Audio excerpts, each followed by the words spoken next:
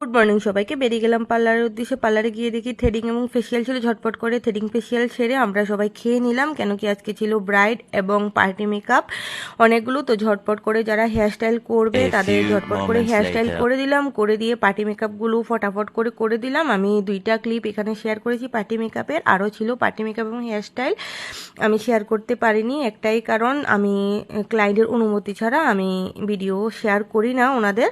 তো ওনাদের অনুমতি ছিল না দেখে আমি শেয়ার করিনি। এই দিদিভাই দুজনের অনুমতি ছিল, তাই আমি দিদিভাই দুজনের ক্লিপগুলো শেয়ার করেছি। পার্টি মেকআপ একজন ছিল অ্যানিভার্সারি এবং একজন ছিল নর্মাল পার্টি লুক। কেমন হয়েছে অবশ্যই জানাবে। এদিকে ব্রাইড ঘন ঘন ফোন করছিল, ছটাপট করে ব্রাইডের বাড়িতে চলে আসলাম। ব্রাইডটা ঝটপট করে আমি রেডি করে দিলাম। দেখো ব্রাইডকে কেমন লাগছে, যদি ভালো লাগে লাইক কমেন্ট শেয়ার করে দেবে এবং ব্রাইডের জন্য অনেক অনেক শুভকামনা রইল।